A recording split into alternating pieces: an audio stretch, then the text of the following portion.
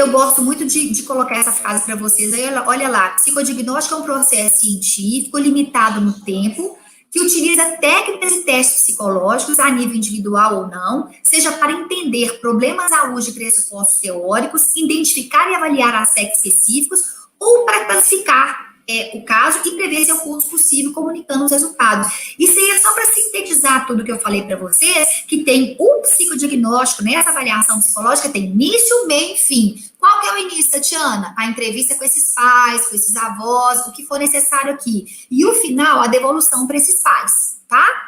A devolução. Ah, Tatiana, mesmo aquela avó que cuida da criança, ela vai, eu preciso chamar a mãe também? Sim. Na hierarquia, essa criança tem uma mãe, eu preciso conversar com essa mãe. Mesmo que essa mãe não seja presente, eu faço de tudo para conversar com essa mãe, com esse pai. Mesmo que os avós fiquem com a criança, cuidem da criança totalmente, tá? Mesmo que eu tenha que fazer uma entrevista com o pai e com a mãe e uma entrevista com os avós. No caso da criança ficar com os avós o dia inteiro, entenderam, tá? Ok? Então, esse é o início, essa entrevista, essa anamnese, e no final a devolução. Agora, se eu vou precisar devolver para os pais, e além disso, vou precisar, a escola me pede para ir na escola fazer essa devolução desse resultado, aí eu vou, né? Cada caso é um caso, ok? Então, tem início, meio e fim. Agora, depois da devolução desse resultado final do psicodiagnóstico, na própria conclusão, eu posso colocar que seria interessante a criança continuar com o processo terapêutico, ou os pais precisam de atendimento e de acompanhamento. Ai, Tatiana, mas eu não tenho condição de pagar terapia para mim, para minha esposa e para o meu filho. Muitas vezes, quando a gente orienta que, né, o ideal seria a família estar num processo.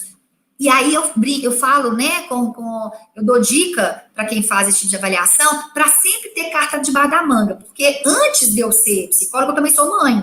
E eu sei que muitas vezes a gente leva o filho no psicólogo e ele fala um tanto de coisa. Ó, seu filho tem que fazer esporte, atividade física, porque ele é muito hiperativo, ele precisa canalizar a energia dele. Ele tem que fazer uma avaliação com a fono, ele tem que fazer terapia, ele tem que fazer isso, aquilo, indica um tanto de coisa. Aí a mãe olha para você e fala assim, então você que está falando comigo que eu tenho que deixar de trabalhar porque eu vou ter que levar e buscar esse menino o dia inteiro nas coisas. Não tem condição de fazer isso não, Tatiana. Então me fala aí a prioridade nesse momento. Então, sempre tenha em mente que tudo que você colocou na conclusão de orientação para aquele pai, para aquela mãe fazer, já pensam que eles podem fazer essa pergunta, e mesmo se não fizer, eu já falo, olha, pai, mas se não tiver condição disso tudo que eu estou colocando aqui, vamos dar prioridade para isso. Depois a gente vem para isso aqui, porque talvez se ele fizer uma atividade física, ou se ele fizer o trabalho com a fono primeiro, melhorando a linguagem quando é necessário muitas vezes, talvez isso aqui já não vai ser necessário mais.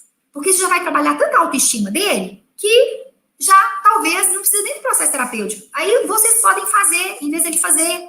Então você vai mapeando para os pais o que é necessário fazer, tá? Porque eu já cansei de ver mãe, né, chegar no consultório e falar assim, Tatiana, eu levei meu filho na psicóloga tal, e ela pediu para fazer tanta coisa que eu fiquei perdida, eu não sei por onde eu começo. Então, vamos colocar objetividade nisso também, tá? Prioridades naquele caso que é necessário. Muitas vezes uma aula particular, um trabalho com a psicopedagoga vem em primeiro lugar do que o atendimento terapêutico. Agora, quando necessário, pode continuar e você mesmo pode continuar atendendo a criança caso os pais queiram continuar com você, ok? Um questionário para a escola responder para mim, se for o caso, tá? Muitas vezes já teve casos que a mesma anamnese que eu dei para os pais, eu dei para os avós responderem, porque os avós ficam com a criança desde quando a criança é pequenininha. Então, tem pergunta que os avós têm mais facilidade de responder do que os pais, tá? Já teve casos que na entrevista inicial, quem apareceu foi a avó, porque nem na entrevista a mãe pôde ir. E, para falar a verdade, essa mãe não apareceu hora nenhuma, que também já é um dado, sempre tem uma desculpa, tá viajando, tá trabalhando, então tudo isso aí são pecinhas do seu quebra-cabeça para você fazer a sua avaliação, para entrar no seu psicodiagnóstico. A testagem e são os testes, e como eu disse, né, o teste vai trazer resultados eficientes sim, e outra coisa, eu vou dar uma dica para vocês, pai e mãe adoram papel. Adora receber papel no final, entendeu? Você vai entregar algum relatório? Você vai entregar? Então, é isso que eu disse para vocês. Quando vem com a demanda de um psicodiagnóstico, uma avaliação, aí no final, né, a gente vai fazer a avaliação, vou escrever, tem toda uma norma, né, do conselho que a ordem desse relatório, como que ele tem que ser escrito, a gente tem que publicar todas as páginas, tem que carimbar, tem que digitar o CRP, o que, que você tem que colocar na avaliação, tudo isso aí tem um critério, né, que existe uma regrinha que a gente tem que seguir, para ser um documento psicológico, tá? Por isso que a gente tem até esse tema dentro do curso, vai falar sobre documentos psicológicos, tá? E aí vai ser ensinado para vocês como fazer esse relatório final, ok?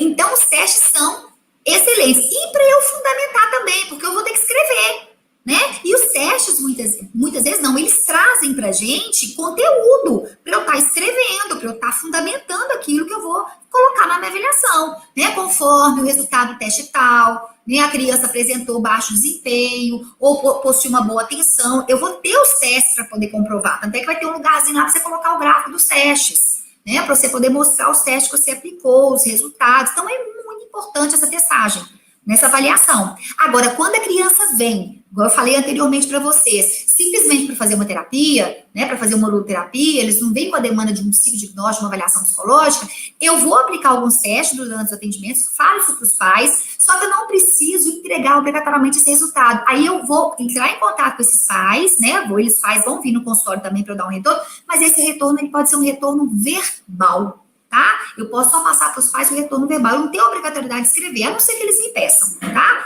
Aí, se eles me pedirem, aí eu faço tranquilamente, sem problema nenhum. Aí vai ser esse acordo inicial que você vai fazer com esses pais, tá? Se vai entregar, se vai ser preciso ou não, né? Muitas vezes você tem que entregar mais de uma cópia, porque eles vão levar uma cópia para a escola, tá? Então, muitas vezes, a hora que eu vou fazer um breve histórico da criança, já teve pais que pediram para eu escrever algumas coisas, né? Porque como eu investigo muita família, os pais pedem para eu não colocar, Tatiana, eu não queria que você escrevesse essa parte da nossa história, né? Que, por exemplo, né? Vou colocar um caso bem assim, que a gente tentou abortar alguma coisa assim. Então, até isso, gente, a gente tem que ter ética.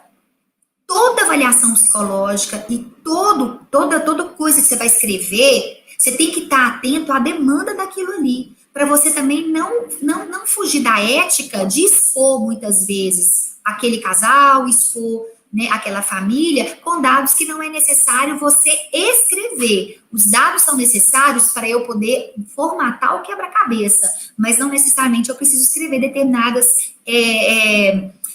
situações familiares que pode constranger, por exemplo, a família perante a escola, entenderam? Então, tem que ter esse bom senso aí também na hora de escrever, tá?